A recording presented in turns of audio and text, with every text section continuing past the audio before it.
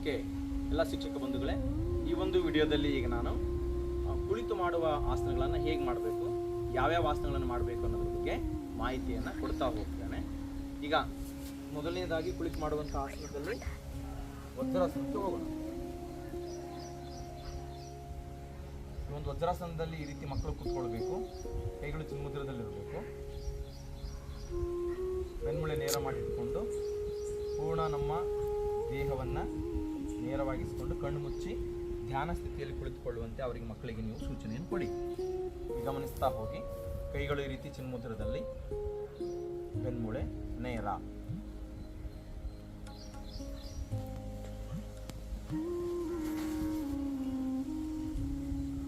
ಇದಾದ ನಂತರದಲ್ಲಿ, ವಜ್ರಾಸನದ ನಂತರದಲ್ಲಿ ಕುಳಿತು ಮಾಡುವ ಮತ್ತೊಂದು ಆಸನ ಬದ್ಧ ಕೋಣಾಸನ.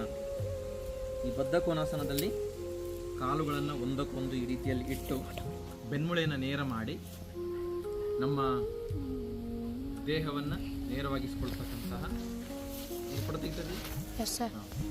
ಈ ರೀತಿಯಲ್ಲಿ ನಾವು ದೇಹವನ್ನು ನೇರವಾಗಿಸಿಕೊಂಡು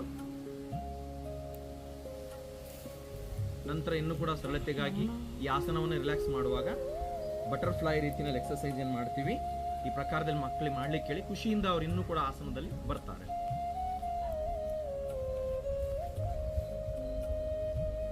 ಓಕೆ, ಇದು ಬದ್ಧ ಕೋಣಾಸನ. ಪ್ರೋಟೋಕಾಲದಲ್ಲಿದ್ದಂತೆ ಕುಳಿತು ಮಾಡುವ ಒಂದನೇದು ವಜ್ರಾಸನ. ಯಾಕಂದ್ರೆ ಇಲ್ಲಿ ಬದ್ಧ ಕೋಣಾಸನ ಮೊದಲನೇದಾಗಿದೆ. ಇಲ್ಲಿ ಮಕ್ಕಳು ನೇರವಾಗಿ ಕೂತ್ಕೊಳ್ಳೋದ್ರಿಂದ ವಜ್ರಾಸನ ಕುಂತಿರ್ತಾರೆ. ಹಾಗಾಗಿ ವಜ್ರಾಸನದ ನಂತರದಲ್ಲಿ ನಾವು ಅಡ್ಜಸ್ಟ್ಮೆಂಟ್ ಮಾಡಿಕೊಂಡು ಈ ಬದ್ಧ ಕೋಣಾಸನವನ್ನು ಮಾಡಬಹುದು. ರಿಲ್ಯಾಕ್ಸ್. ಮತ್ತೆ ದಂಡಾಸನದಲ್ಲಿ ಕೂತ್ಕೊಳ್ಳಿ, ಸ್ವಲ್ಪ ವಿರಮಿಸಿಕೊಳ್ಳಿ. ಯೋಗಾಭ್ಯಾಸದಲ್ಲಿ ಮಧ್ಯೆ ಮಧ್ಯೆ ಸ್ವಲ್ಪ ವಿಶ್ರಾಂತಿ ಇರಬೇಕು. ಆ ಒಂದು ಹಂತವನ್ನು ನಾವುಗಳು ನೋಡ್ತಾ ಹೋಗ್ಬೇಕು. ಓಕೆ, ಈಗ ಮುಂದಿನ ಕುಳಿತು ಮಾಡುವ ಮತ್ತೊಂದು ಆಸನ ಅರ್ಧ ಉಷ್ಟ್ರಾಸನ. ಅದನ್ನು ಉಷ್ಟ್ರಾಸನವನ್ನು ಈ ಪ್ರಕಾರದಲ್ಲಿ ನಾವು ಕುಳಿತು ವಜ್ರಾಸನದಲ್ಲಿ ಪ್ರಾರಂಭಿಸಬೇಕು.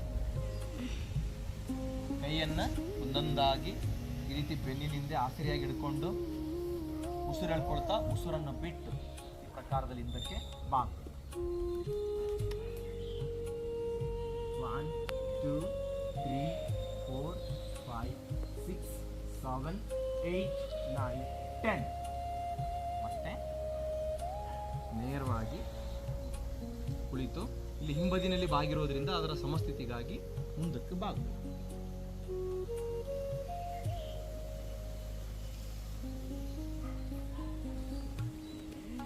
ಸ್ವಲ್ಪ ವಿರಮಿಸಿಕೊಳ್ಳಿ. ಮಕ್ಕಳಿಗೆ ವಿಶ್ರಾಂತಿಯನ್ನು ಕೊಡಲಿಕ್ಕೆ ಹೇಳಿ ಸರಳವಾಗಿ. ಈಗ ಪ್ರೋಟೋಕಾಲದಲ್ಲಿ ಇದ್ದಂತೆ ಮುಂದಿನ ಆಸನ ಪೂರ್ಣ ಉಷ್ಟ್ರಾಸನ. ಇಲ್ಲಿ ಕೂಡ ಹಾಗೇನೆ ನೇರವಾಗಿ ಬಲಗೈ ಹಿಂಬಡಿ ಮೇಲೆ ಬಲಗೈ, ಎಡಗೈ ಹಿಂಬಡಿ ಮೇಲೆ ಎಡಗೈ, ದೇಹವನ್ನು ಹಿಂದಕ್ಕೆ ಬಾಗಿಸಿ. 1 2 3 4 5 6 7 8 9 10.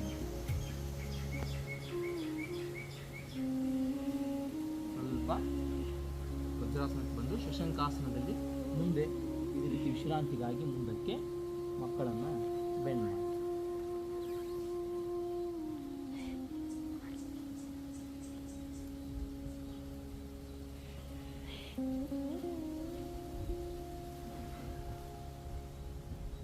ಓಕೆ, ಈ ಒಂದು ಶಶಾಂಕಾಸನದ ನಂತರದಲ್ಲಿ ಉತ್ಥಾನ ಮಂಡುಕಾಸನ ಅಂತ ಇದೆ.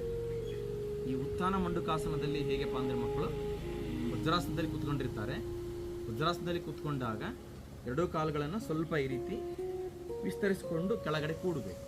ಕೂತ್ಕೊಂಡಾಗ ನಾವು ಎರಡೂ ಕೈಗಳನ್ನು ಬೆನ್ನಿನ ಹಿಂಬದಿನಲ್ಲಿ ಹೀಗೆ ಒಯ್ದು ನೇರವಾಗಿ ಇಟ್ಕೊಳ್ಬೇಕು. ಈ ಒಂದು ಆಸನ ಸ್ಥಿತಿಯಲ್ಲಿ ಮಕ್ಕಳು ವಿರಮಿಸಿಕೊಳ್ಳಿಕ್ಕೆ ಹೇಳಿ. ಯಾರಿಗೆ ತೊಂದರೆ ಆಗ್ತದೆ ಅವರು ಬೇಗನೆ ರಿಲ್ಯಾಕ್ಸ್ ಮಾಡಲಿಕ್ಕೆ ಹೇಳಿ. ಅಭ್ಯಾಸ ಇದ್ದಂಥವ್ರು ಸ್ವಲ್ಪ ಹೊತ್ತು ವಿರಮಿಸ್ಕೊಳ್ಬೋದು. ಯಾಕಂದರೆ ಒಂದೇ ದಿನ ಮಕ್ಕಳು ಸಂಪೂರ್ಣವಾಗಿ ಎಲ್ಲದನ್ನು ಕೂಡ ಭಂಗಿಯನ್ನು ಹೋಗಲಿಕ್ಕೆ ಆಗಲ್ಲ. ಹಂತ ಹಂತವಾಗಿ ನಾವು ಪೂರ್ವಭಾವಿ ತಯಾರಿಯನ್ನು, ಪೂರ್ವಭಾವಿ ಸಿದ್ಧತೆಯಲ್ಲಿದ್ದಾಗ ಮಕ್ಕಳು ಸಂಪೂರ್ಣವಾಗಿ ಅಭ್ಯಾಸವನ್ನು ಮಾಡ್ತಾರೆ. ಯಾರಿಗೆ ರೂಢಿ ಇದೆ ಅವ್ರು ಮಾಡಲಿ, ಅಥವಾ ಈ ರೀತಿಯ ಹಂತಕ್ಕೆ ಹೋಗಿ ಮತ್ತೆ ರಿಲ್ಯಾಕ್ಸ್ ಮಾಡಲಿಕ್ಕೆ ಹೇಳಿ. ಮತ್ತೆ ವಜ್ರಾಸನಕ್ಕೆ ಬಂದು ಮಕ್ಕಳು ಕೂಡುವಂತ ಆಗಲಿ. ಇದು ಈ ಪ್ರಕಾರದ ಒಂದು ಉತ್ಥಾನ ಮಂಡುಕಾಸನವನ್ನು ಮಕ್ಕಳು ಅಭ್ಯಾಸಿಸಬೇಕು. ಅದರ ನಂತರದಲ್ಲಿ ವಕ್ರಾಸನ. ಈ ವಕ್ರಾಸನವನ್ನು ಎರಡೂ ಬದಿಗೆ ಮಾಡಬೇಕಾಗ್ತದೆ. ಮೊದಲು ಈ ಥರ ನೇರದಲ್ಲಿ ದಂಡಾಸನದಲ್ಲಿ ಕೂತ್ಕೊಳ್ಳಿ, ಸ್ವಲ್ಪ ವಿರಮಿಸಿಕೊಳ್ಳಿ. ಇಲ್ಲಿ ಬೆನ್ನಿನ ಹಿಂಬದಿನಲ್ಲಿ ಸಪೋರ್ಟಿವ್ ಆಗಿ ತೆಗೆದುಕೊಂಡು ಎರಡೂ ಬದಿನಲ್ಲಿ ಅಭ್ಯಾಸ ಮಾಡಬೇಕು ಮಕ್ಕಳು. ಬಲಗಾಲನ್ನು ಚಾಚಿರ್ತಾರೆ, ಎಡಗಾಲನ್ನು ಈ ರೀತಿ ಒಂದು ಬಲಗಾಲಿನ ಹೊರಭಾಗದಲ್ಲಿ ಹಾಕಿಕೊಂಡು ಬಲಗೈಯನ್ನು ಈ ಪ್ರಕಾರದಲ್ಲಿ ಬೆಂಡ್ ಮಾಡಿ ಇಂದ ಹಸ್ತನ್ನು ತಿರುಗಿ ನಿಲ್ಲಿಸಬೇಕು. ವಕ್ರ ಹಿಂದಕ್ಕೆ ಬಾಗುವುದು, ಮತ್ತೆ ನೇರ,